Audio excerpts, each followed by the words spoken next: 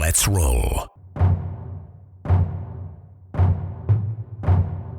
This is Countercharge, your podcast for ranks, flanks, and kings of war.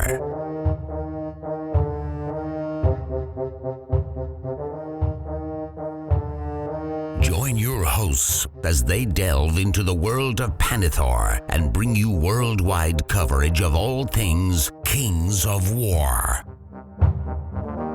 Welcome to Countercharge. I'm Matt Croger. Tonight you are going to hear a clip from Clash of Kings Australia 2025, captured between a few players after round one, and then you're going to hear two post-event interviews with the man coming in third place, Paul Collins, and first place, Luke Schaefer. I hope you enjoy. Here we are, post game one, Clash of Kings Australia.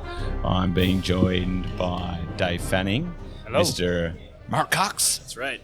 And Luke Schaefer of Controlled Fire fame. You know? Now? Fame, is it? Yeah, fame, exactly. I listened to you last night, mate. Oh, nice. Yeah. Trying to get some tips after only playing one firefight game. Drift off to sleep to our dulcet tones. Absolutely. Mark travelled all the way out from Texas, you know, to get ruffle stomped game one. That's right. Yeah. Played against Dave. I'm not sure. I didn't realise Dave knew how to play. So I can attest that he does. He does know how to play. Yeah. And so, how's your first taste of Clash of Kings Australia been, Mark? It's awesome. Yeah. Yeah, it's good. It's got a real good vibe. Very similar to what I was hoping and expecting. So yeah, it's been a lot of fun. Everybody's been very inviting. They walk up and talk to you. Love it. Yeah. It's great. Awesome. And you brought a Northern Alliance list. Yes, I did. That, with a few big gribblies, which I assume is to minimise the models you have to carry on a plane. They fly easier when you don't have like 30 drops. So yeah, it works. Fair enough. And Dave, came with your halflings? Yep. Now flying close to the sun after playing Mark. Haha. Yeah. What do you got for round two? So I had one warm-up game going into this, and it was against Max, and he absolutely rinsed me with his shooting list. Oh, yeah, with his elves? And I've got Max. Yeah, right. Okay. Excellent. Well, you've had your practice. So if I have an army on the table by turn 4, then I'm doing better than last time. Excellent. Yeah. Okay. Well, I won't expect anything of you, mate. That's for sure. I really do. Yeah. And Luke, what did you play against round one, mate? Played against Michael with his Abyssal Dwarves. Oh, yes. Mike Douglas, our local. Yep. And you brought only half a flying list this time. Yeah, Green Lady with the water formation, which was very solid. Yep. And we've just partaken a bit of lunch. I got to enjoy a nice little pickle beer that Mark brought out for us, which was fantastic. You had a little taste of that, didn't you, Luke? Yeah, it tastes like pickles. Yeah, it was delicious. Went well with my wrap. You didn't taste it, did you, Dave? No, I didn't. I had the Texan instead. I saw that on the menu, so... Oh, you saw that? You had the you not Texan on the eaten menu? enough Texan Yeah, today already? exactly. Yeah. I'm like, Texan burger, that's Had it for breakfast and dessert. Chomped a Texan twice today. Yeah. Mark, when did you get in? How many days ago? It all runs together. We got in Thursday morning, Yep. so 2 days ago. Yeah, okay. So I haven't had a chance to do much sightseeing We yet. got to run around Sydney a little bit. Yep. It was good. Yeah. Yep. And what do you see in Sydney so far? So we did the Opera House. There's a corpse flower that bloomed. Oh, yes. That happens once every decade. Putrisha. Yeah, Putrisha, that's right. Yep. So we stood in line for like 2 hours and went and saw that, smelled it. Smell like corpses? I don't know. I've never smelled it before. That was a trick question. But he's not a murderer. It did smell off. I was expecting it to smell worse than it did. Yep. Like my dice rolls that first game, but like that bad. But no, it was interesting. Something that we'll never get to do again. So we did that, and then we went and ate a bunch of awesome Asian food in Sydney. So Yeah, nice. she's probably spending a lot of money right now while we're doing this. Yeah, probably. Yeah. You get to do your thing and she'll do And her she thing. gets to take it out of my bank account. Exactly. And have you had a chance to look around the armies? I mean, you are coming from a region where not yet. hobby's particularly high in Texas. Hobby is very high. So I'm not going to be an asshole, but I was expecting the hobby to be a little lower out here, and from what I've seen of the pictures, it's up there. It's high. So I haven't got to walk the whole room.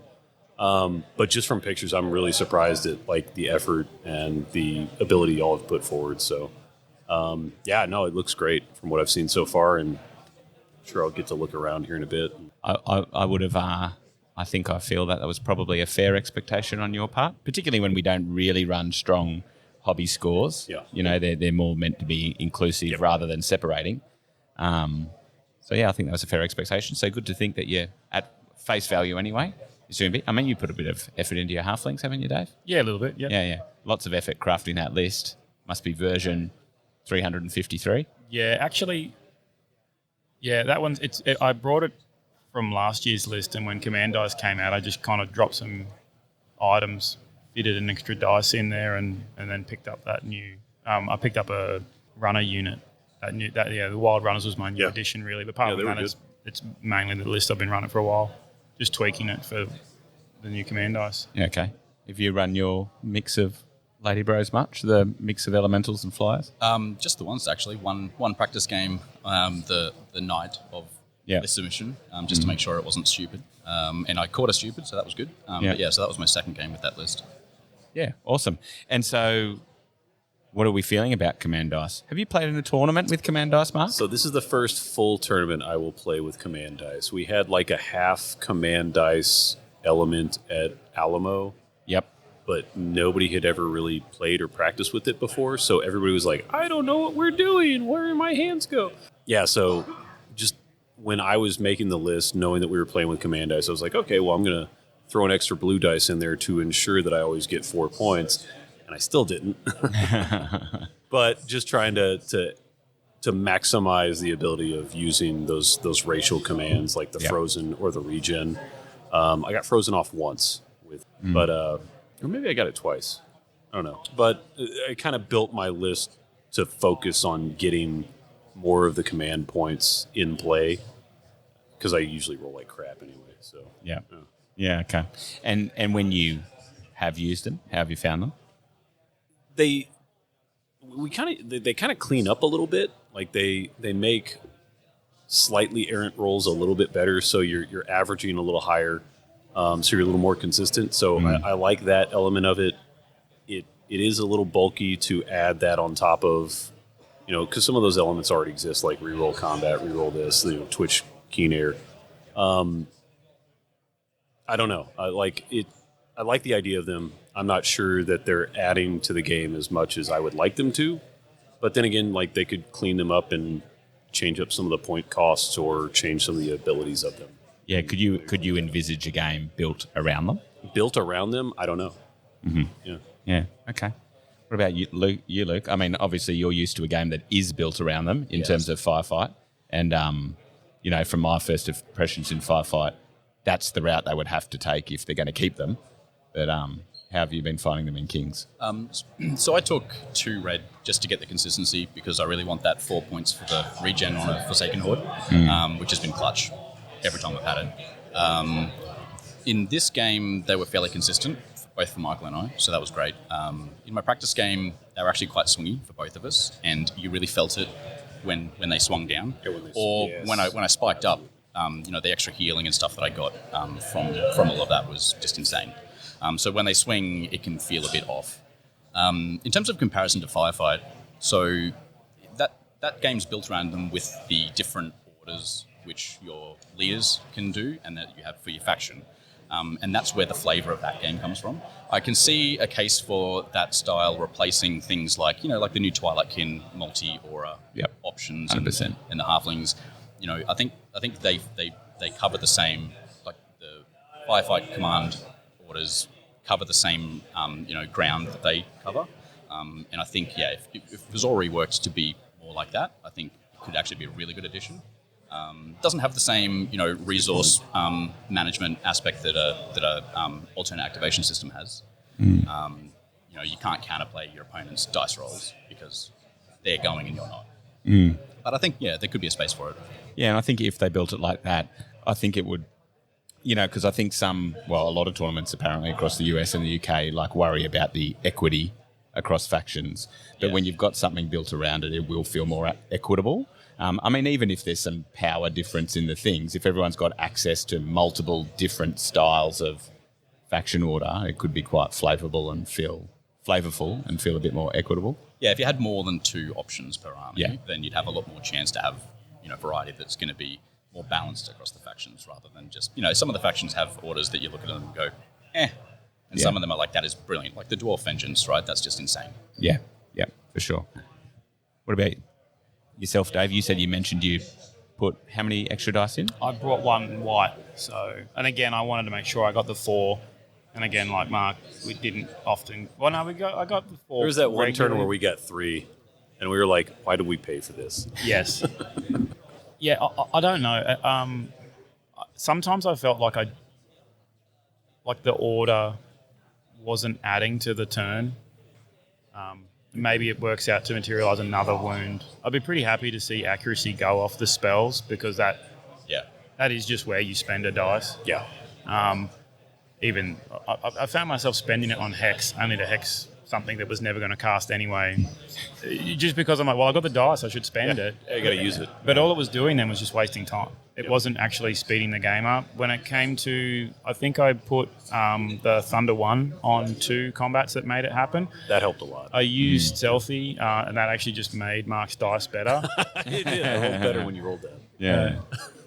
And the Endurance, that's probably my more used. I would say I use Endurance more than anything because it's 1 dice and healing. And some halfling units just don't have a heal option. I think that's the other thing about Firefight where it's built around it is when I've played, and I've played quite a few Kings with the Command House now, often in that turn 1 or 2, if you haven't got great options to commands, you just feel like you've paid and you're not using anywhere near your command points. Whereas in Firefight, you've almost always got an option to expend your points. You're always spending them turn 1. Yeah.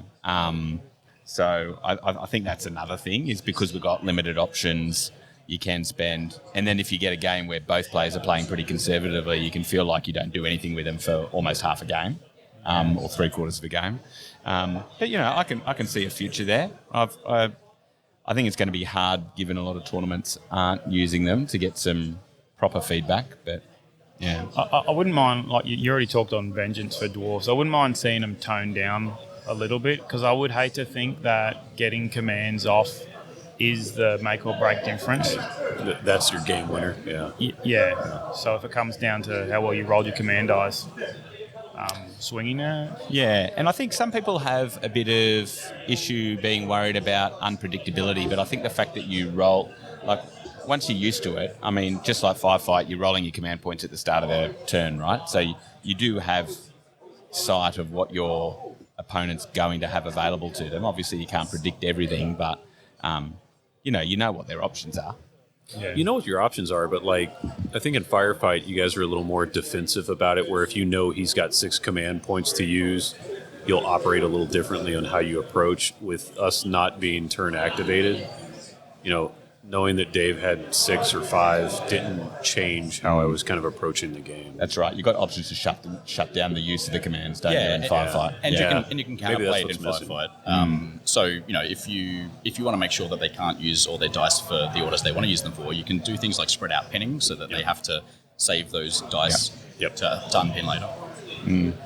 And Luke, I'm predicting come the end of this round that you might still be pretty close to the top because you managed to get Steve, who plays once a year, somehow managed to blackjack his opponent like you did. And so I think you'll still be going strong turn 2. He's got a good list. Never played him before, so... Yeah. Mark, you're getting to play Steve Tuck, who's a top bloke. He's the one that awesome. talked about Masters. Here I come. Yep. With his Ratkin slaves, so you should know them well. All right, I know Ratkin really well. Yep. And then I've lost to Ratkin slaves before, so Dave. Dave said you're playing Max, so at least you've had your practice run, mate. Yeah, it's another good example of driving 2.5 hours to play the person who lives 5 minutes from your house. Yeah, that's why you shouldn't have beat me so hard. Yeah, exactly. It's your own fault. Yeah, well, I've learned my lesson. What else do you want to happen for you while you're here, Mark?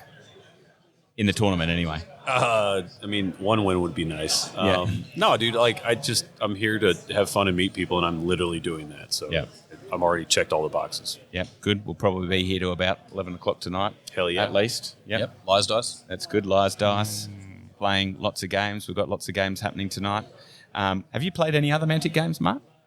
I have played Dead Zone a couple of times, Yep. and I think we took a run at Firefight a while back. Yep. I watched, I didn't play. Yeah. Did you enjoy Dead Zone? Yeah, Dead Zone's good. Yeah. Yeah, but I've heard a lot of people find it up there with their favourite Mantic game. Yeah. Yeah, definitely not a competitive game by any stretch. No, but that's what's so great about it. It's a play at the brewery type game. Yeah. Yeah, absolutely. And hopefully do you have a game or two to show us maybe, Mark? Bit of drinking game or something? No, maybe? I prioritized all my packing for that. I would have brought Skulls. Yeah. And probably like Cthulhu Love Letter would have been my two choices to bring. Yeah, okay. Strike is really popular in the Americas right now. That's like the Masters game of the flavor of the week. It's a Harry Potter game, but you can play it like a gambling game, and Adam Ballard is ridiculously good at it. Yeah, okay. Nice. All right. He's good at everything. yeah. It's hard when some people are all but perfect, isn't it? You know? Yeah, it gets on your nerves. Yeah. All right. Well, thanks for joining us on the mic, guys, and good luck with your next game. Thank you. Yes, sir.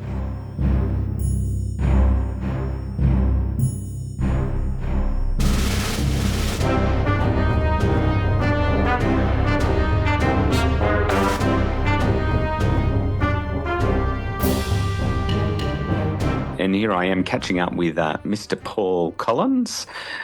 Yeah, a couple of people tipped him before the event, but I backed him to let us down. Unfortunately, I'm waiting for his big Clash win, but we're now a couple of weeks after the event, and we're going to catch up briefly about his Clash of Kings games. How are you, Paul?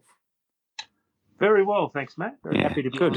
on Countercharge again. Yeah, it's a pleasure to have you. And as listeners will hear later when we catch up with winner Luke as well, that we'll catch up about Paul's game and Paul's games, and then we won't deep dive into his list because we'll do that on a future list builder studio with Paul, so that we're bringing you a couple of Australian list builders, which will be nice. I'm looking forward to doing that because I think, Paul, you have a couple of different styles which are fairly interesting. So I'm looking forward to going that with you. But as a whole, how was your event, Paul? Excellent. It's always great to get to Clash and catch up with people that you haven't seen for a year and others that you see more regularly. But I had a great time. I had lots of good games. All my games were good. And it was great to catch up with people that at the big event. Yeah, awesome. And you took your Twilight Kin, which have they seen any events before this, or just one? I only used them at one event, the Port Macquarie Winter War, I think it's called. Winter's Wrath, sorry. But that was I used all of the sort of normal Twilight Kin units. This time I've changed up a bit. But it's only the second outing for the Twilight Kin. Yeah, nice. And from memory, this list, which I'll run through it in a moment, but it was a little bit different to what you took up there, right? You painted some more units and took a little bit of difference. Yeah. I had the one I used in Port Macquarie had the what are the monstrous infantry called? Impalers. So it had different units of impalers and that sort of stuff. So I painted up. Yeah, pre-nerf. Yeah. Okay. And this time I basically replaced them with butchers. On a serious note, because I like to give you grief about Twilight Kin, was the leaving out impalers because of the nerf and the butcher's value going higher in your eyes? No, I painted the butchers because I was using them with Night Stalkers, and it just happened that they became regular in Twilight Kin. So I thought it might be a good opportunity to give them a run and see what they could do with a bit of weakness and some other Twilight Kin elements that I think are quite good. Really, it's just because I wanted to try something different. Okay, absolutely. So I'll quickly run through your list for the listeners. So you took a regiment of Void Touch mutants with the Chalice of Wrath, 2 troops of Phantoms, 4 hordes of Butchers, 2 Bound Soul Flayers, 1 that has Blade of Slashing, a regiment of Void Skiffs with Blood Hex and the Harpoons, Planar Apparition, 3 Summoner Crones, all with weakness, 1 with an extra command dice, and then the Navigator on Void Skiff who had the Sacred Horn. So I think that's a pretty balanced list there. Twilight Kin, I guess, don't put out necessarily a heap of shooting on their own, but they've kind of got the a little bit of chip damage, but with the shooting defense and the weakness and the stealthy, don't they? Yeah, I intentionally put the Void Skiffs in, one because I painted them, but also because they had a bit of shooting. But even just the 3 weakness is enough to participate in the shooting and do a little bit of chip damage, especially to chaff. Absolutely. It's largely a combat army. And then besides having that to, defend yourself against shooting with the weakness, then you've got the heal 7 to frustrate people if they do manage to get a few shots through. Yeah, and Radiance of Life. Well, yeah, without going into too much detail, because they're stealthy, they can essentially get to grips with the enemy without being badly damaged. Often they can get into combat without any damage at all remaining, which is really handy. Awesome. Well, let's have a quick run through 3 games. It's a couple of weeks after, so we don't expect you to remember too much, but it's just interesting to go through. But first game was Stockpile, so one of the newer versions of scenarios, which I quite like over normal loot. Do you? I really like Stockpile. I think it's one of the better missions, and it's a good one to start with because it gets the brain thinking and the juices flowing. Absolutely. And you were playing Dale Hastings, who had a goblin list that from memory was all mounted. Yeah, I've said before I want to run this very list. We actually had a grudge match. We got to talking before the event and we decided it'd be good to play each other.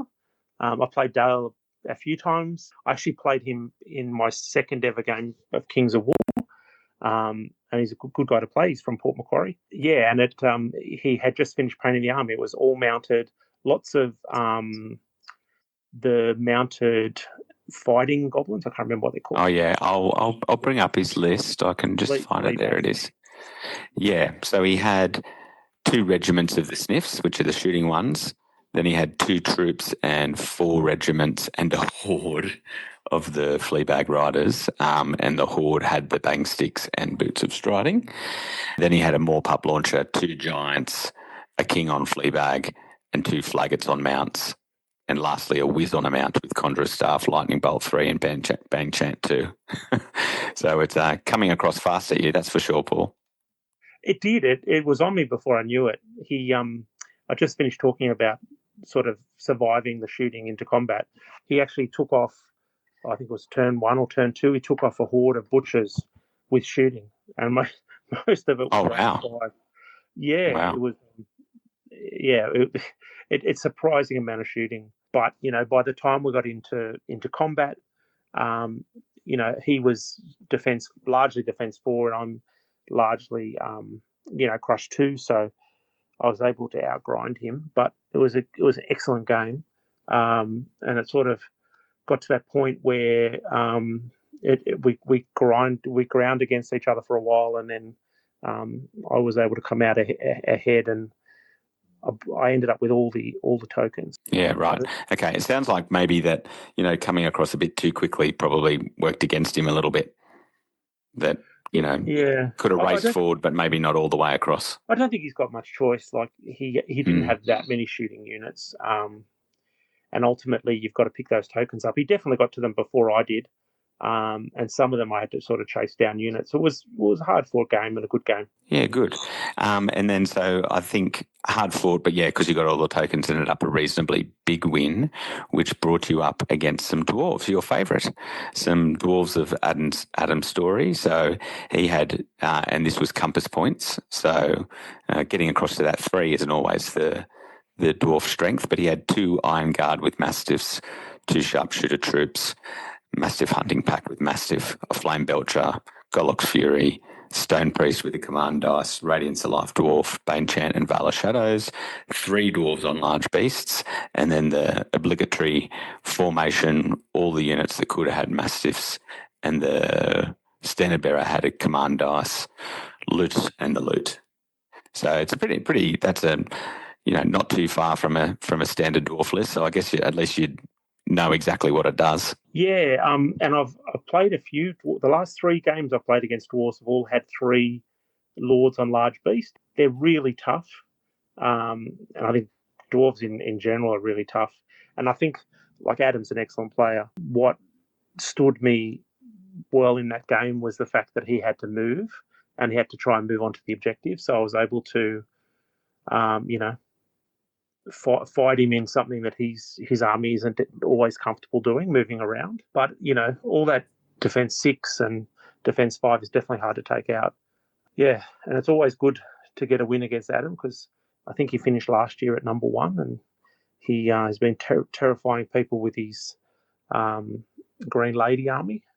The all-flying army, yep. Yeah, like 5 Hordes of Forsaken or something.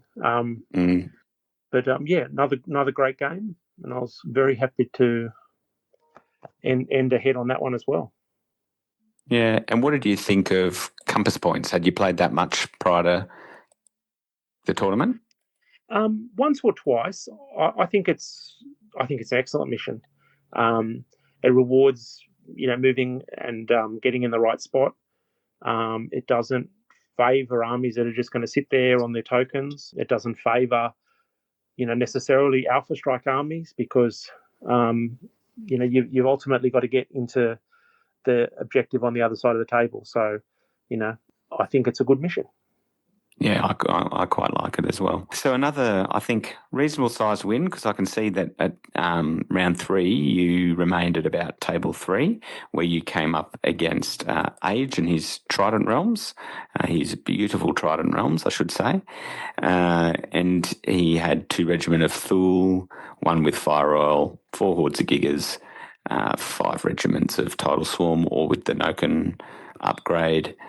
Naiad Centurion with the Trident and the Periscope, Naiad Stalker, Thule Aquamage, Thule Mythican Siren, and a Trident King, giving elite with the elite aura for his Gigas. So, I mean, Adrian always has a bit of a different list, but a bunch of individuals too, which is reasonably unusual. What's that? 1, 2, 3, 4, 5 individuals. So you don't come across that every day. No. And I should say it was Rack and Ruin, sorry. Yeah, which is the double circles, the progressive scoring one. Age is a great player, and he's, the whole time I've been playing Kings of War, he's played Trident Realms, and he's very, very good with them. I still can't get a handle on this mission. I think I finally worked it out, but I spread across the table in this one, which I think is a big mistake. He was a little better in his deployment, and ultimately he outscored me through the game. I couldn't make a dent in the Gigas, which are defense 6 in the front, and he got a big win against me because my army just sort of disintegrated on contact, and he did very well with his chaff units, and I think it ended up being sort of a 20-1 or a 19-2 or something. And do you feel like, how do you feel about the progressive scoring? I like it. I like that there is some progressive scoring. I think this is another good mission. As I said, I think I spread out too far, and I would have had a better go if I tried not to, try and equally contest both of the circles. I think that was a mistake. Yeah, my thinking on it does really seem to come down to, how a lot of missions, you basically probably look at it and you go, I'm going to play this one the way my army wants to play it, and you're not as cognizant of what the other person has. But this one almost has to be a bit the opposite, I think, particularly on scoring units and strength. And so if you had more scoring units, high defense, and could spread out or whatever, maybe you could compete for 2, but otherwise maybe you're better off, hitting one hard and making sure you're in the middle for the end. And that's essentially what Age did. Like he had, it wasn't much, maybe 1 or 2 points of unit strength higher than me. But all the ensnare in the defense 6 means that I can't chip away at him without sort of outnumbering him. So exactly as you said, he played his game and I didn't play my game well enough. And I don't think I could have contested both, and I shouldn't have tried against that particular matchup. And I ended up with very little left at the end of the game. Yeah, it's interesting because I don't think you naturally look at his list, particularly because Gigas are only 12 attacks, right? And imagine that an army's going to get wiped off. But I guess once they get a roll on, it can just go really bad, particularly if you're then trying to scramble to get some scenario points. Yeah, it's deceptive. Like, they're 12 attacks, but they're on 3s with potentially elite and vicious. So, nearly all of those 12 attacks are going to go through. Yeah, so I think they're deceptively good. Yeah, I don't know how the math stacks up, but I kind of have this feeling that I wouldn't mind there being more scoring zones earlier. And I wonder in my head if that would counter some of the people who whether mathematically it works out that you can get back into the game if you're behind early a bit better, but I'm not sure. Not smart enough to figure that out. Yeah, I don't know either. It's nice that there is at least a progressive scoring mission. So that finished day one with 2 big wins, but then a big loss, which actually, in those first days can just have you bouncing around like a yo-yo, right? So I think you ended up at table 12 at the end of starting day 2, on 38 points. But, I mean, the leader's only on 15, so 15 behind. And then we came up into round 4, which was Smoke and Mirrors. You were up against Jeremy Bear. So you played 2 Port Macquarians across the weekend, and he was running his Northern Alliance, which was 2 units of pack hunters, a regiment of tribesmen, 2 snow troll hordes with Chalice of Wrath and Dwarven Ale, 2 regiments of snow foxes, a nice queen with a white command dice, Heal 5 and Veil of Shadows, Snelltro Prime with a Staying Stone, Hrim, a Lord on Chimera, and then the formation with 2 half-elf berserker troops and Frostclaw regiment. And it was Smoke and Mirrors, which I quite like as a scenario, personally. I think a lot of people have come around a little bit to the bluff scenarios. How was this? Yeah, Jeremy's good guy to play. As you say, he's from Port Macquarie. I've been to Port Macquarie for comps a few times, and it's always good to play those guys. They're really good. They've got a really great club going up there, and Jeremy's a good guy to play. His Northern Alliance, he just finished painting as part of the hobby challenge, so it was good to see it on the table. It was a good game. He had lots of monsters, like he had a couple of Titans and a couple of big guys. So there was a lot of nerve on the table to get through, regenning trolls. And it was another one of those grind games, which for my army is really good. The butchers are great at grinding. And it was another one that was sort of in the balance and then quickly fell away. I was taking wounds off and, he wasn't in the same sort of order. I ended up with essentially breaking his army and taking all the tokens. But, if you'd walk past at the end of turn 3 or 4, it was a lot closer than that. But, yeah, another great game. And, as I said, always good to play the Port Macquarie guys. Yeah, so you basically gave him a spanking and packed him up into his car to send him home. Okay. I don't know about that.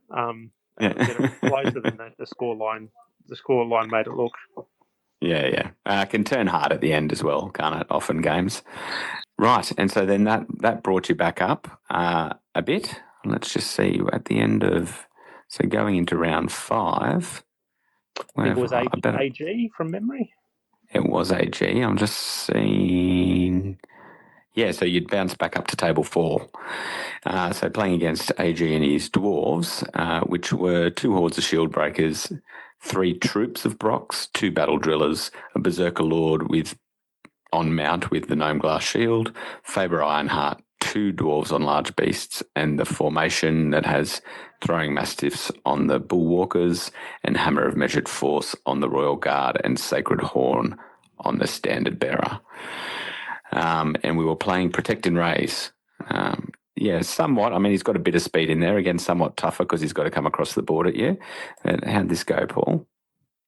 Yeah, it was a very, very, very close game. I got smashed by AG's dwarfs at Masters only a few months before, and this was a slightly different list that he had. He still had, triple Lord on large beast, but the game started out with a bit of luck for me. I was able to shoot off a couple of things in turn 1 and 2, battle driller and I think a Brock troop, and I was really on the front foot. I think, well, in his words, I was playing better than he was at the beginning of the game. But to his credit, it swung around, and in the middle of the game, it was pretty close. He was able to pick up a few of my units. I made a mistake or two as well, and he got a couple of flanks and rears on things, in the line, and we basically just about wiped each other out. He had 2 hordes right at the end, both heavily damaged in the middle of the table. I shot one off, and he was picking up my characters, and ended up, I burned 3 of his objectives. He burned 2 of mine, and he ended up on the middle. So a 3-all draw. Really close game. So yeah, that's how it ended up. But those dwarfs are so tough. It's really difficult to remove them. Yeah. Absolutely. And so that had you towards the top, but, probably not enough to threaten for first, even if you got a big win, but certainly enough to look towards the podium. And you, in the last game, which was Control, you were coming up against Alex Sobonov's Elves, which it's funny, these days I don't feel like I play against Elves that much, but he's certainly got a beautiful army, Alex, and he was flying high there. He had 2 regiments of Sea Guard and a Horde, 2 regiments of Silver Breeze, 2 Stormwind, one with the Quicksilver upgrade and Boots of Striding, and one with Wine of Elvenkind, an Elven King, a Lord on Drakon with the Trickster's Wand, and 2 Dragon Kindred Lords. So very mobile, but also, got quite a bit of offensive output as well as shooting. Bit of everything. Bit of a good all-comers list, really. Yeah, it was a good list. He didn't have any Dracons, which are probably, or Dracons, however you say it, they're probably the thing that would be most threatening to me. Not worried about his shooting so much with an army full of stealthy. So he was on the back foot, unfortunately, and he did his best. He shot where he could, and he backpedaled to the point where my butchers were nearly on his table edge, trying to hunt down units.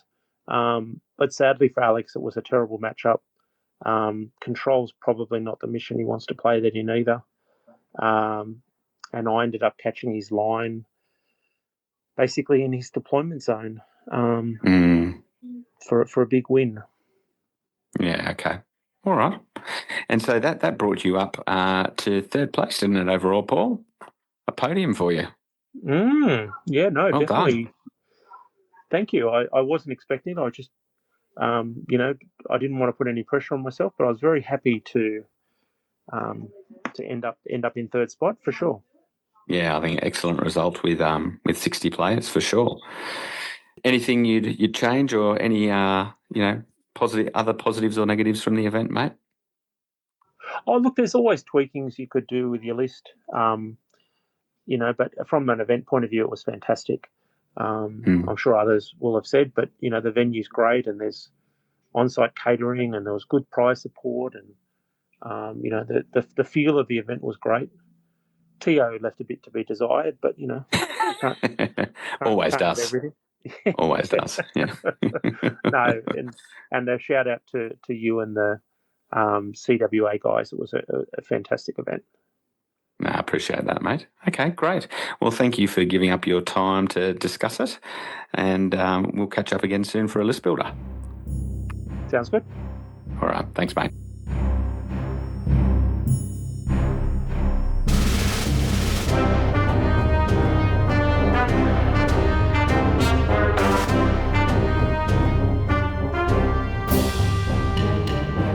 All right, and here we are. We're now being joined by the winner of Clash of Kings Australia 2025, a name known to many already, whether it's from the podcast world or from holding court in the Countercharge Discord. It's Mr. Luke Schaefer. Thanks for joining me, Luke. Thanks for having me. And so with Luke, now we're going to basically talk about Clash of Kings at event, and we're also going to be recording a list builder studio with him. So we're not going to go into the list specifics of his list so much, because we'll do that elsewhere, but we're just going to talk about Clash of Kings in general. And so we'll talk about his experience there, and how his games went leading up to him getting the chocolates right at the end. So Luke, I think without going into the specifics, your list was a very last minute thing, wasn't it? Didn't really get any runs on the board with it prior. Yeah, that's right. I'm not really that big on sort of tournament prep, really. I do enough thinking about lists and whatnot in the in between times that I just kind of throw stuff together, usually last minute. Yeah, fair enough. And I think you've got a, again, we'll talk about this in the other episode, but you've got a style that roughly, you seem to work with that works for you, right? Which is interesting. You see across lots of people, right? Whether it's, Tracy or, I mean, we haven't seen him at a lot of big events, but, Mike Crossman always had a certain style to his lists, and it just seems to be, that something works for some people. Yeah, I mean, I think there is a style that's slowly becoming attributed more and more to me. I do have a few styles. I've played ogres quite a bit, and I've got some sort of, I've got undead and a few other lists like that. But yeah, moving fast and punching hard tends to be, the way I like to play. Well, of course, with ogres too, we've just had an errata come out, which could be significantly impactful on them with the changes to carrying loot tokens. Yeah, but I mean, to be fair, there hasn't been that many times where, an ogre hero has more than one token anyway. I don't think it's a huge deal. I think it's quite a good change, actually. Yeah, I quite like the change too. I think it's pretty reasonable. I mean, there was a bit of chat about, does it take away options? But I think it's just like a lot of changes, right? People's lists will evolve over time to account for how the rules are. Yeah, and it's really actually hurting things like Pegasus more than heroes, yep. which hurts me because I do love them. But yeah, I think it's a fair change. Love your 85-point best flying chaff in the game. They're amazing. They are amazing. And so, not many reps on the board. You got the list together. You had an all Mantic army, which was nice, using the Frostclaw Riders with some Mantic Water Elementals, which I think originally you built for Northern Alliance. Is that right?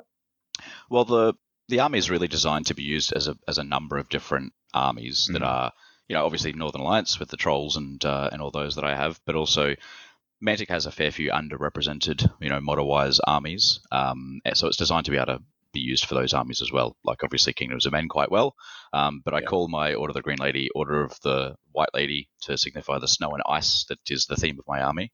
But a lot of the models work quite well in there. Yeah, nice. Yeah, so let's get into that. So you took Order of the Green Lady. Do you want to just quickly run us through, like, not the minutiae of how the list works, but like what was in your list? Yeah, so I guess as a surprise to no one, I had 4 Forsaken Hordes. To go with them, I had 3 pegs, the formation, which is 2 hordes, and a Greater Water with a Devoter that gives Thunderous Charge aura, and then a Druid with some Heal and Bane Chant, and the Avatar of the Green Lady. So yeah, it's like really fast and punchy, but 0 shooting. Any purchases of extra command dice? Yeah, I had 2 extra red. One on the Green Lady and one on the Druid, which was enough. That was a really good number. Obviously now with the errata to change it back to 3 reds as your base, I think I'd be, for this list in particular, I think I'd be wanting to try and find some points somewhere to get a bump up to a white or a blue. But in a lot of lists, I don't think I'd bother. No, because what are the commands for Order of the Green Lady? Well, one of them is to turn off Surge on a Shambling unit, which I used once, I think. But it's not really a problem for this list. The other one is amazing. That's to give something without regen 5 up. Regen. Yeah, so, nice. On a Forsaken Horde, it's just gravy. Yeah, absolutely. And would I be right that this was probably, if not your first event, certainly your first big event with Command Dice? My first game with Command Dice was on the Friday night before list submission with this list. Yeah, right. So the first round of this tournament was my second game with Command Dice. I know that prior you'd had some reservations, let's say, mostly about how they were implemented, not necessarily whether they should exist or not ever. How did you find across 6 games that your thoughts on Command Dice were after? I think, is it confirmation bias or not? I'm not sure, but the things that I was saying before experiencing them pretty much turned out to be true. I think they are lacking a little bit of balance across the factions. Pathfinder for 3 is just amazing. It's really, really good. But in terms of how they play it on the table, there's like I predicted, there's 0 counterplay. You're not counterplaying your opponent with the dice. So there's no sort of real resource management there. And some of the orders you can use, they're just kind of like you will use this every turn. There's no there's no real question. If you roll at least 2 or 3 points, there's orders there that you will use every turn. So yeah, I mean, they still feel slapped on. But interestingly, I think they work better as a competitive mechanic more so than a casual mechanic. I think they do add a fair bit more, tactics and strategy laid on top of what's already there that people have to be concerned about. And I did use, as we'll talk about a few of these orders to my advantage throughout the day. Yeah, and if you compare, I guess that idea of there's some that you use all the time and compare that to something like Firefight, you might go a whole game of Firefight without using one or two of your orders, right? Depending on the situation. Yeah, I mean, well, I think for those, you kind of, because they're very specific in what the Firefight orders do, that's where all of the flavor for the faction comes from. You kind of do build the knowledge of your orders into your list. So you take certain units and combinations of units to make, use of those orders. And then some of them are situational that you might use if you need them in a pinch. In this, because most of your orders, and most of the ones that you can afford, because the faction ones are often very pricey, so most of the ones that you can afford to use every turn, they're the same ones that everyone has. So there's no differentiation between the factions in terms of those orders. Everyone's just using the cheap, effective ones all the time. Yeah, 100%. Yeah, I hope we see some other bigger tournaments use them and get some actual, genuine opinions from competitive play rather than, simulated opinions. Yeah, I'm not a big fan of optional rules, right? So I'd just rather everyone use them. It's like that, they don't break the game where they needed. No, I would have rather that investment somewhere else, at least at their current iteration, but they're fine. May as well use them. And then that just feeds in information for fourth, whether it's something similar or something completely different because this didn't work out. Doesn't really matter. Information is always good. Yeah, and I mean, the argument about balance is, nothing's ever perfectly balanced, right? No, never. As soon as you balance one thing, it breaks something else. Exactly. All right. And so for those that might have forgotten, of course, Clash was 6 games at 2,300 points. I think from game one, Luke, didn't you get the great pleasure of basically not moving for five or 6 games or something? Yeah, I started game 1 at table, 26 with the random pairings, and then spent the next 4 games at table 1 on the same side of the table of table 1 as well, right in front of the air conditioner, which was brilliant. Yeah. You did have a good little spot set up there. Yeah, because as a lot of events do, we changed maps per round, so there was no need to randomize the tables. Yeah. Yeah, so and actually, I really quite liked it because the terrain was they were perfectly sized pieces of terrain on that table as well, so that was great. Yeah, great. Oh, I'm glad you got that. And so first up, you had a game against a local boy here, Michael Douglas, who was an absolute workhorse for us on the weekend with transporting and setting things up. And he was taking his Abyssal Dwarves. I did bring up his list. And so he had a horde of Black Souls with Brewer Strength, 2 Immortal Guards with Infernal Wardens, a regiment of Decimators, 2... a horde and a regiment of Obsidian Golems, both with Charnock's upgrade, a Hellfane, Infernock, an Ironcaster, 2 Ironcasters, I should say, one with a white command dice and Bane Chant, the other with Staying Stone, Fireball 12 and Surge 8, and Dravak Dolken, command white dice, Fireball 12, well, he spells a Fireball 12, heal 3, Surge 12, and then Infernox with the Ironmonger Warlord upgrade. So that's an interesting list. It's a bit bits and pieces list, I think. Very infantry heavy, not a hell of a lot of shooting other than a bit of fireball.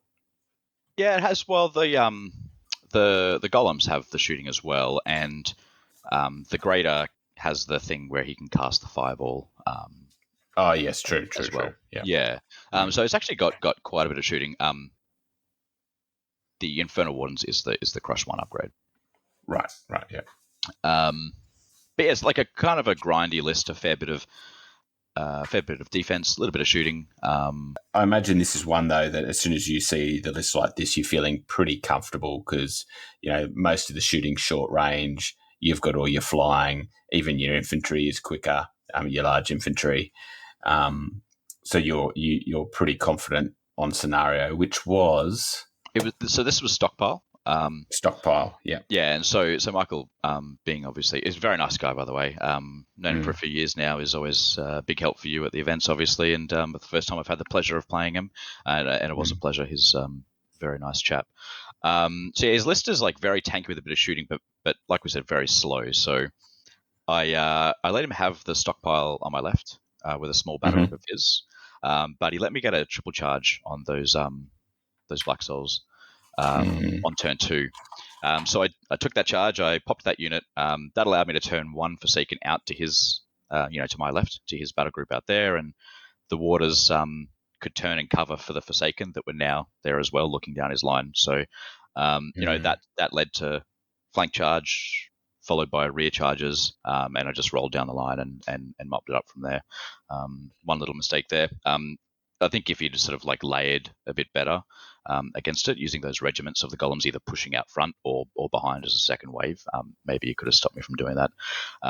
The real MVP was that Forsaken Horde that went out to my left to hold up that battle group, because it held them out there until turn 5, which was enough time to mop up the rest of the army, swing back around, go and get the tokens off those, and end up with a 21 zip. Yeah, I was going to say it must have been a 20 or a 21 to shoot you straight to the top table, because there's always a few 20 or 21s in the first round. Yeah, so I was the only 21 in round 1, and there was something like a dozen people on 20-0. Would that be a typical strategy for you with stockpile, of like basically leaving one pile and focusing on 2? I think generally those sorts of scenarios, I mean, most scenarios you kind of can't really go for. Can't go for them all. You've got to, if you've got the chance to later, great, go and get them. But if you focus on securing, the win first of all, and then deal with what rest you can after that. Yeah.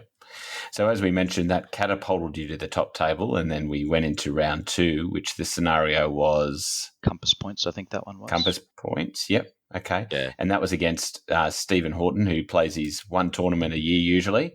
And he smashed someone, I can't remember who, first round. So he was flying a bit close to the sun for his usual tournament gaming experience. Yeah. Great guy though, Steve. Yeah, he only really plays one tournament a year, he says, and he gets a few practice games in with the Battle Pilgrims, which is, puts him in pretty good company. Yeah, he had that good round 1, so he spent the whole of round 2 saying, I shouldn't be here.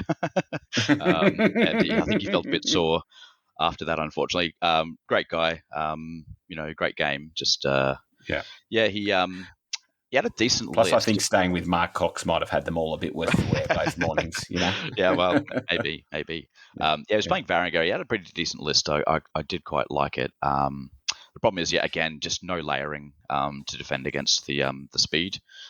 So when I chose to go in, I dissolved a bunch of his stuff and then had free reign with the table again. So we ended up actually quite close, close for it wasn't mopping the table. I think it was about a 16 or a 17. Yeah, okay.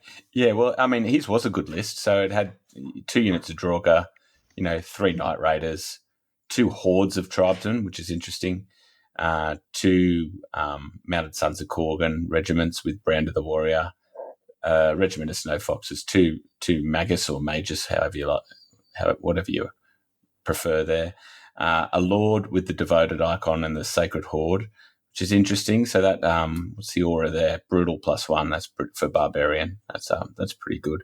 I always found, particularly in the Northern Alliance, the Lords get very expensive very quickly. But I think 145 for that guy there. Yeah, he's pretty much a given, and they've got the order that gives another +1 brutal, so you can get brutal 3 very easily. Yeah, wow. Okay. He had the Scald with the command upgrade, and which gives him the aura of Ordered March for infantry, which is useful on those hordes. Thanon, Frostfang, and Krufnir. I think I didn't think of it either, but Stephen did forget to keep forgetting to roll regen on Krufnir. Right. Remember, after the first time he remembered, he rolled it, but I just wasn't thinking about his list, and he wasn't thinking about regen. And so he's a troll special character. Yeah, that's right. He's a troll. That's kind of what I like. It's one of those things that, like, once he said it, I'm like, yeah, I knew that, but as we're playing, I wasn't thinking that he's a troll, So that was unfortunate for him. Those Draugr, though, like, he did put them behind the rest of his army. And on turn 2 or 3 or whatever, when I went in and deleted a bunch of stuff, he said, I don't really know what I could have done against that. And I said, push the Draugr out the front. They should be out the front taking those hits. Yeah, and it's probably one of those things if you only play once a year too, isn't it? The whole trading of pieces isn't always. I don't know. I don't think it's always intuitive for someone just picking up the game. That you basically throw stuff away. Yeah, you've got everything's chaff, right? Even if it's not. Yeah, exactly. Yeah. Had you played Compass Points before? No, I'd played Stockpile last year at Clash, and I think that's the only newer scenario that I played, and we played 4 of them. So, yeah, I went new scenario heavy. I hadn't even read. This is how badly prepared I was. I hadn't even read them, right? So my first time experiencing these was looking up at the projector and reading the scenario out loud with my opponent. That's which is unfortunate because a couple of them aren't necessarily written the most eloquently. Yeah. I think is it Compass Points? Is that the one where it kind of says they're all worth 1, but the 2 on the sides are 1. I think yours is worth 2. But I think the wording of the scenario says all the objectives are worth 1. Then that one's worth 3. So some people had, is that 4? Right. So yeah. Cool. Okay, and well, in that, like you said, that kept you on table 1.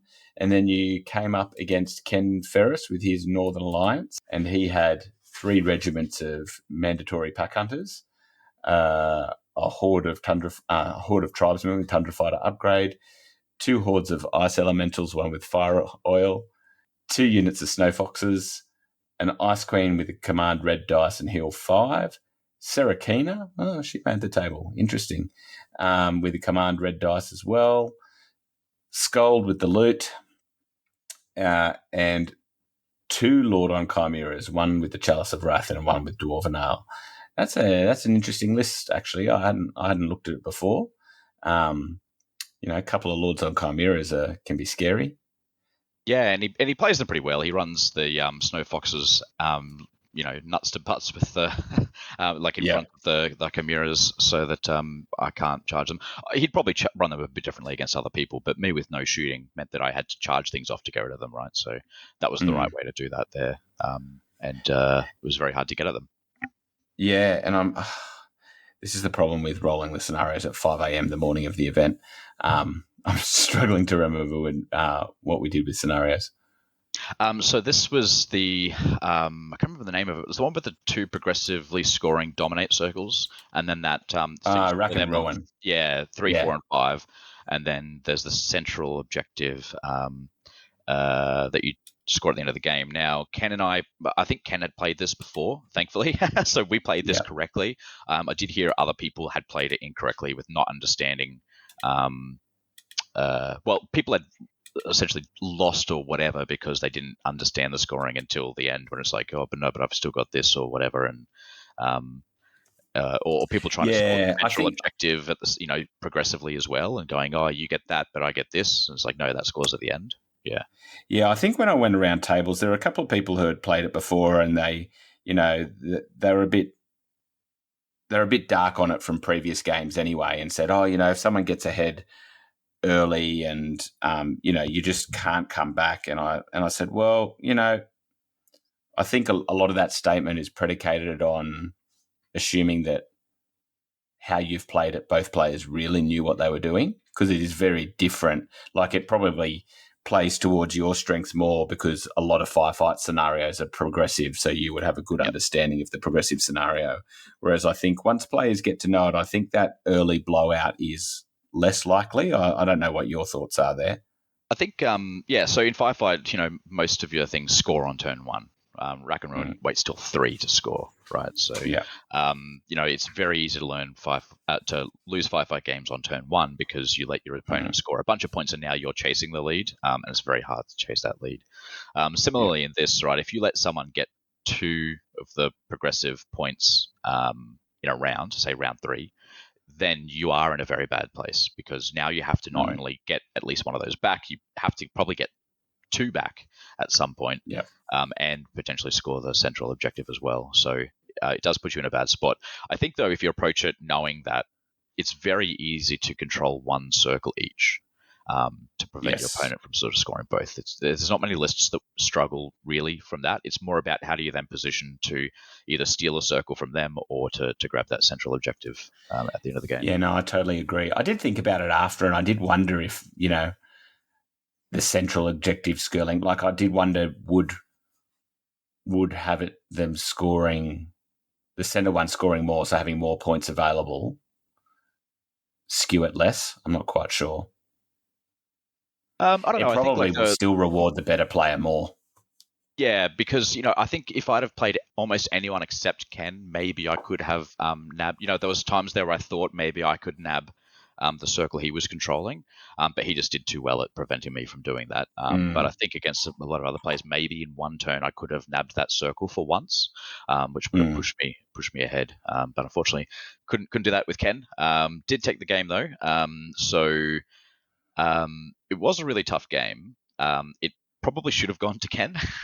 Spoiler alert: he finished first on battle at the event, despite losing this game to me. Right, so that's how well he did over the weekend. Yeah, so he must have had some big wins elsewhere. Yeah, good list. He knew what he was doing. Good player. All of that sort of stuff. But against me, he had two main problems.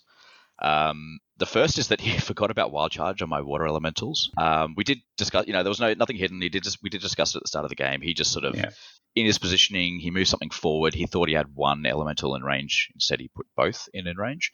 Because when it was my turn, I measured it and I said, "Did you move that horde?" And he goes, "Yeah." And I went, well, you're in range now. And he goes, "Oh, I forgot about wild charge." I'm like, "Oh, no. I'll charge."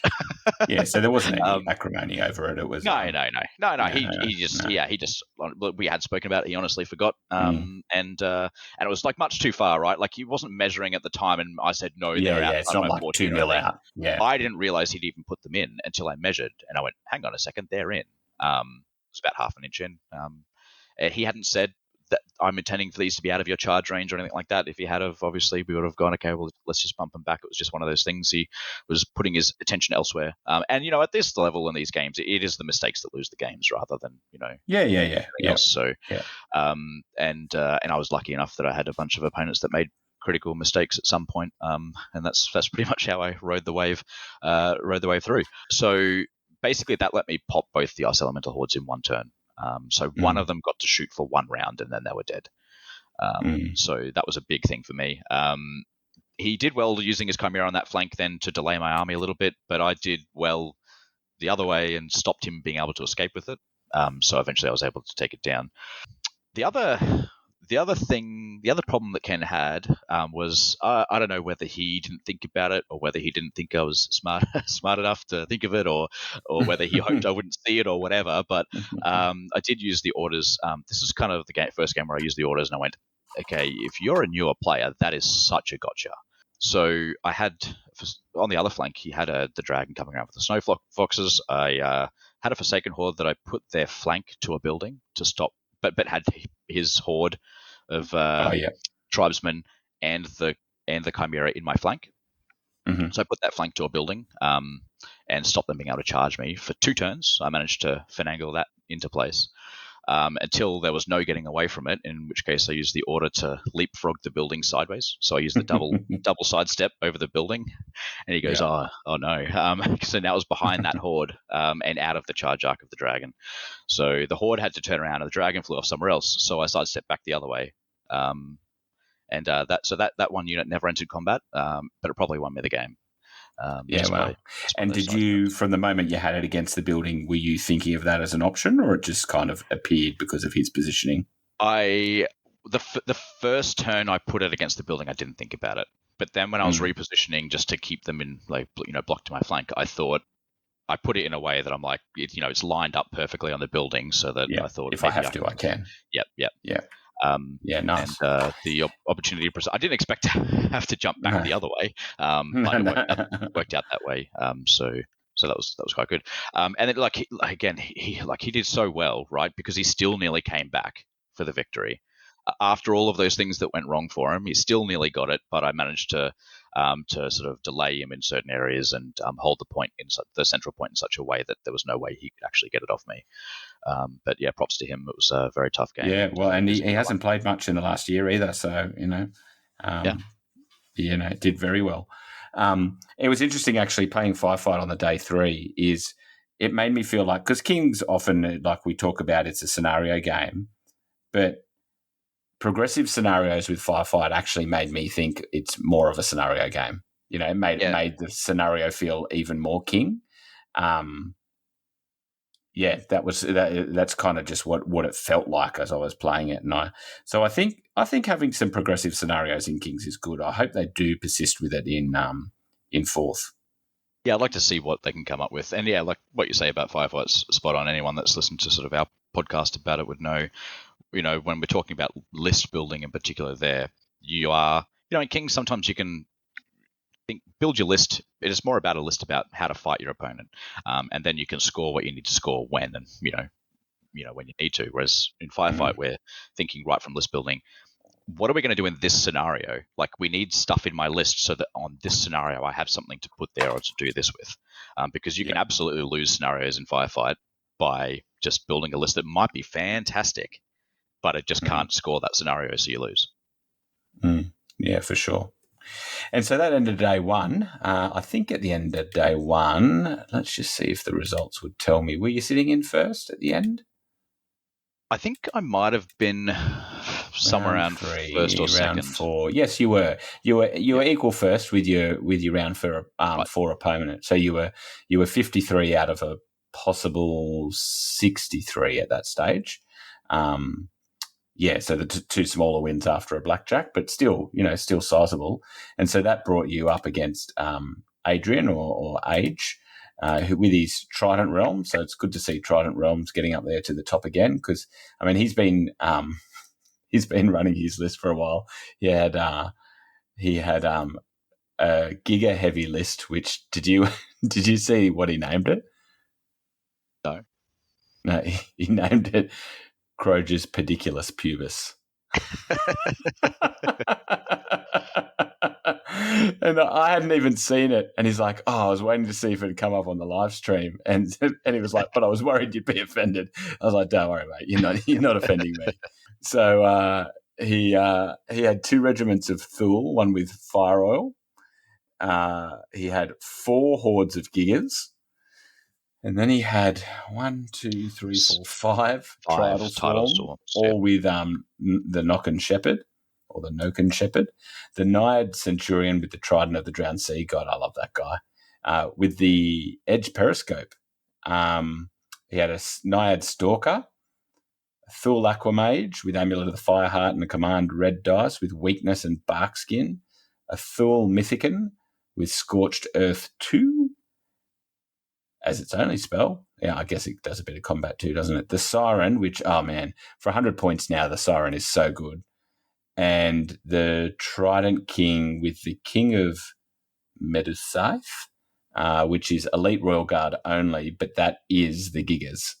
Yep. Yeah.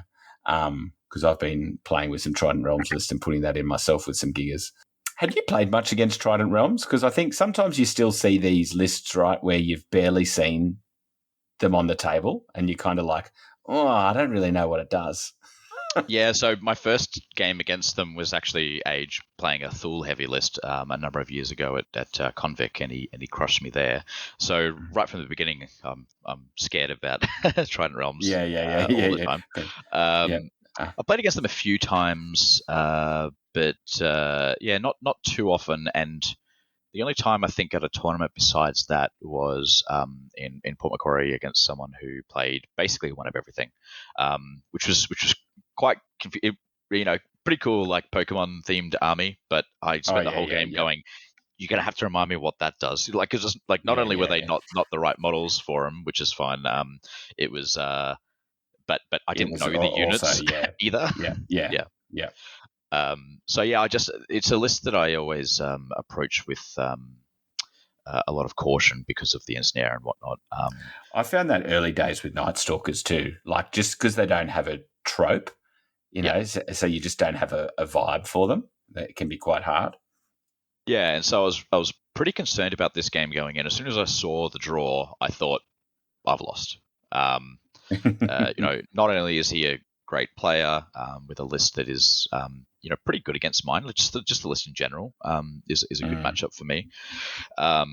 Because with the ensnare and whatnot, I like to punch things off the turn I charge, and that's super hard with these guys with ensnare. And certainly not much has to go against you for it to all blow up, right?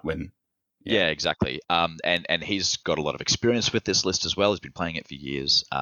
And really key to why I looked at it and thought I've lost is those tidal swarms. So I don't have any shooting. So even stealthy things, I can't shoot them off to get rid of them. And he's got so many of them, and they shoot. So I couldn't really delay him the whole game because he might get a cheeky little shot off on something and waver it at the wrong time or take something off. And I just can't record it with smoke and mirrors too. Yeah. Right. Yes. Yeah. And actually that's the only reason that I managed to get a draw here.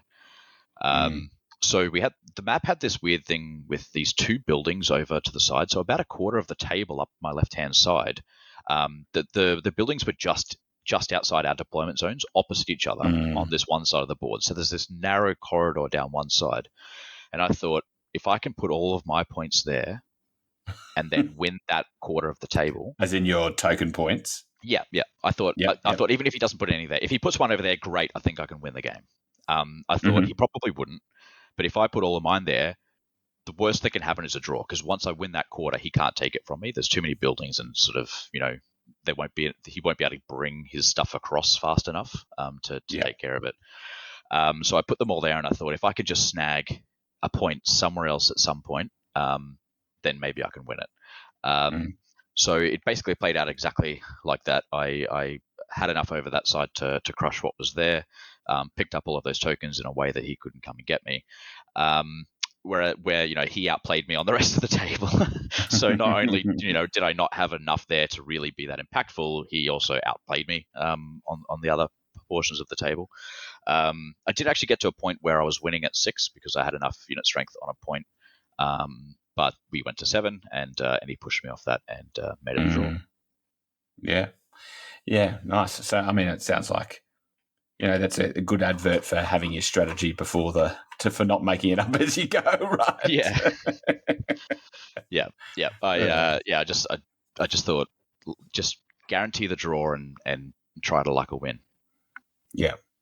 So after that, that was round 4. So the first game, day 2, we went to second game, which was Protect and Raise, which I quite like compared to normal Raise. And that still had you sitting in second, even with that draw. You were 6 points behind the guy you played, which was Damien Madigan, which was your first and only repeat army, which was Abyssal Dwarfs.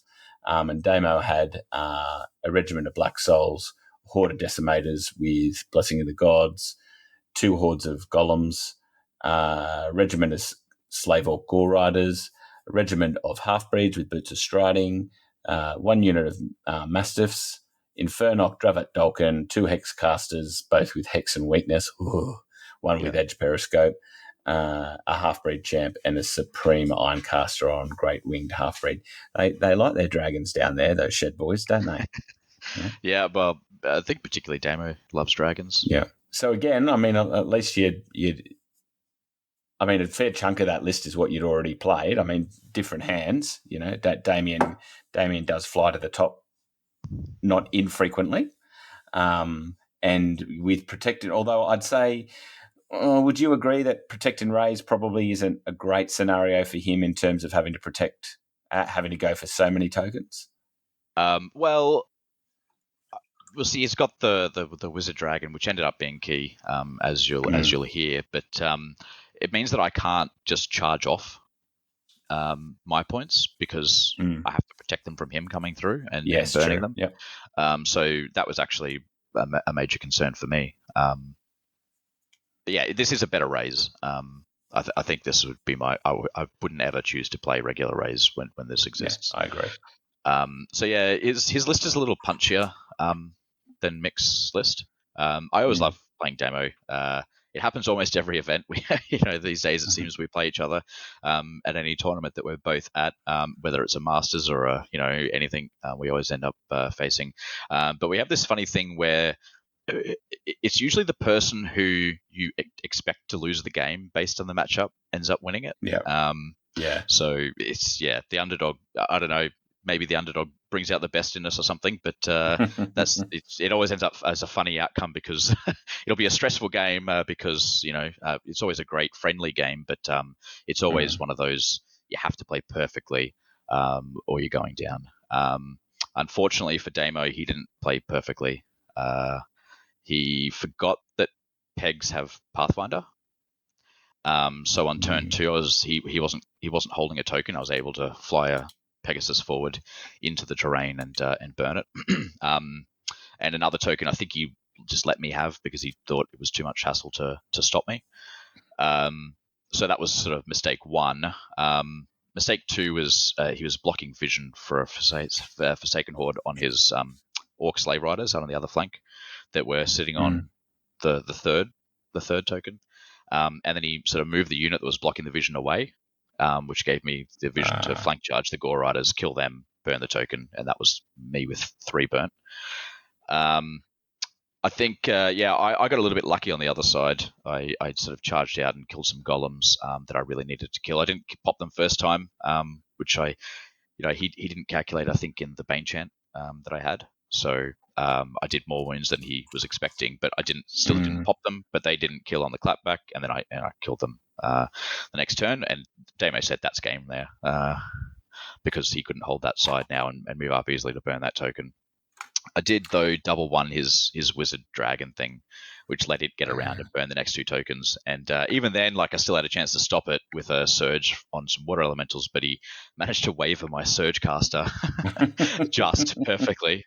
If one more and it would have been a reroll and he probably wouldn't have been wavered. He just managed to waver him, so I couldn't surge the water boys in there. So he did manage to burn all of his tokens as well. It just meant that, because of those early mistakes, I was able to hold the center at the end of the game again in a way that he couldn't push me off. Well, and it did end up quite close. I think looking at the numbers, it was only about a 15-6 on blackjack. I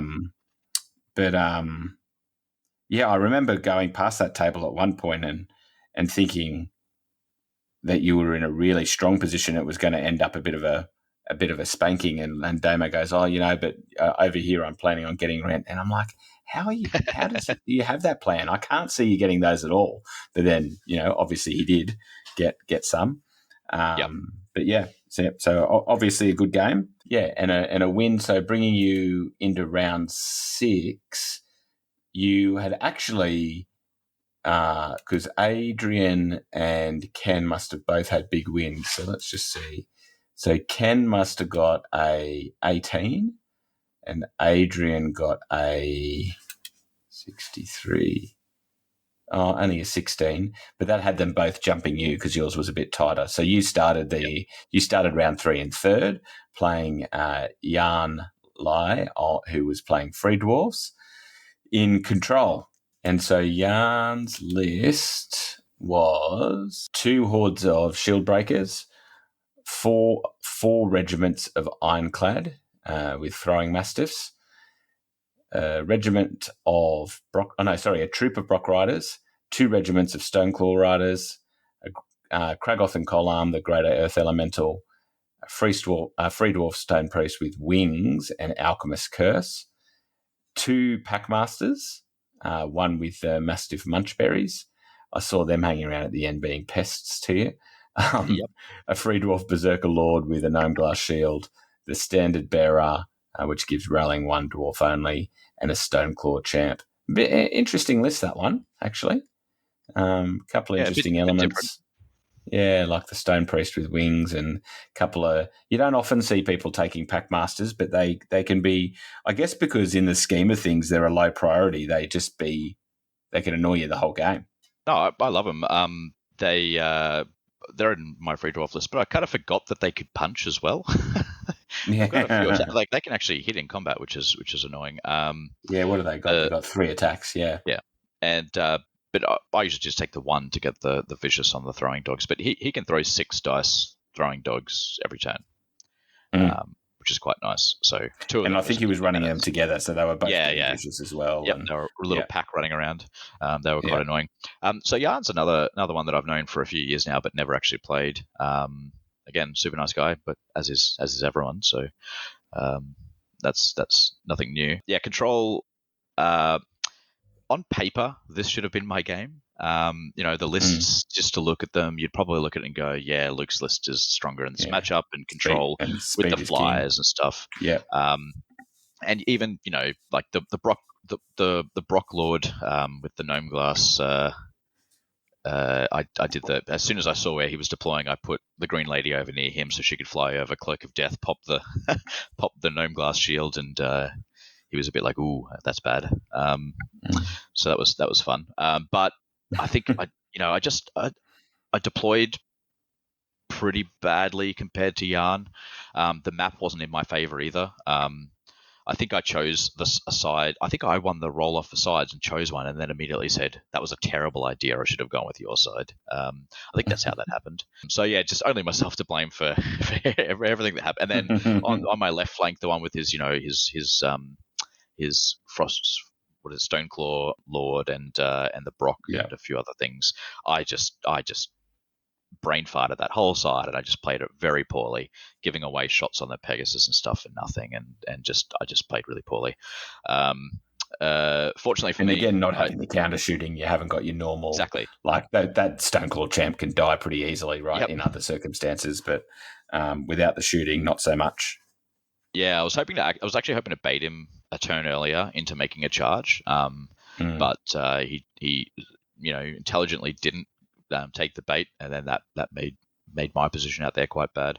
Unfortunately for Yarn, again, at this level, it's the mistakes that matter the most, and he didn't notice because I had a Forsaken Horde that was looking like it's setting up to go up the middle of the table, but I actually moved it over enough, hoping that he'd push his stuff in our sort of where the main confrontation was going down. I wanted him to push those into range of a charge, and he did.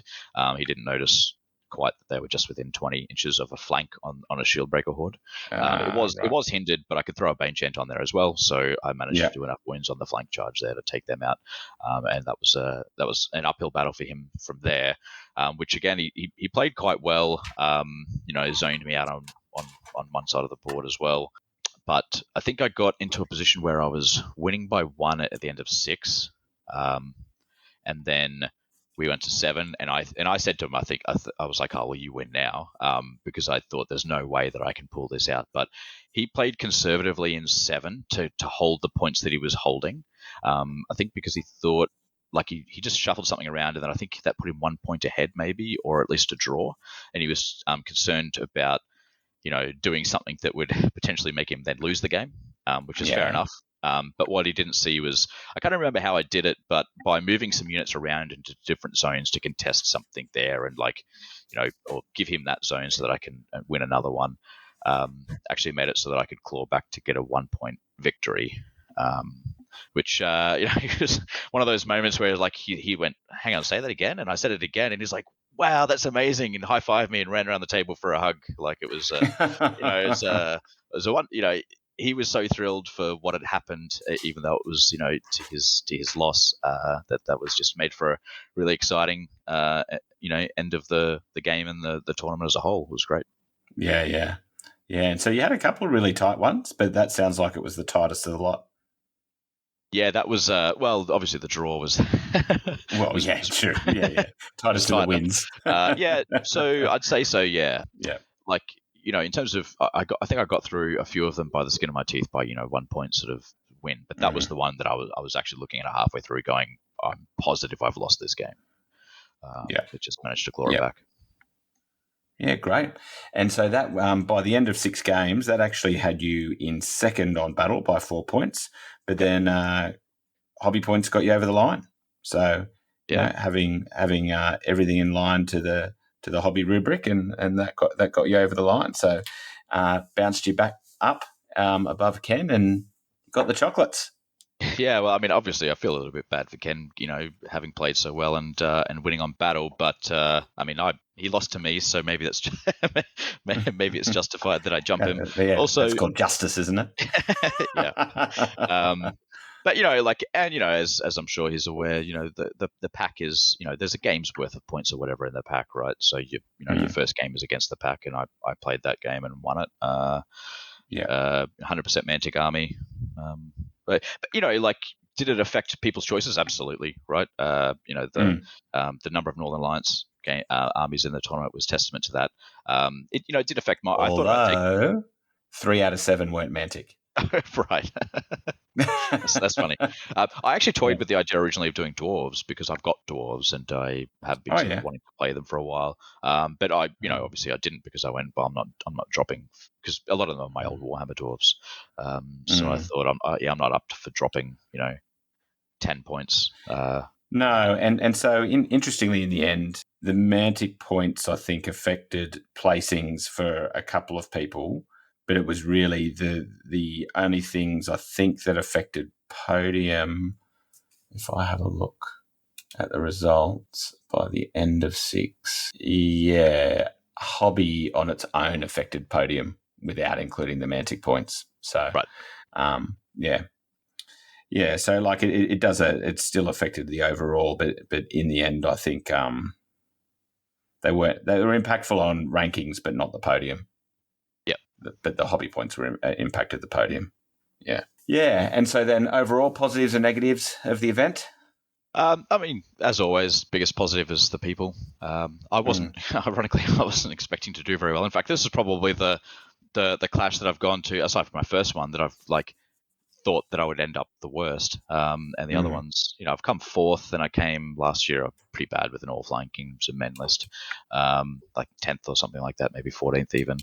But this is the one where I was coming in going, I don't think I'm actually going to do that well. And I was happy and content with that. I was just going to hang out with people and have a great weekend. So maybe the nerves weren't there. So I was clear ahead. Command dice were, I'd say they were a positive.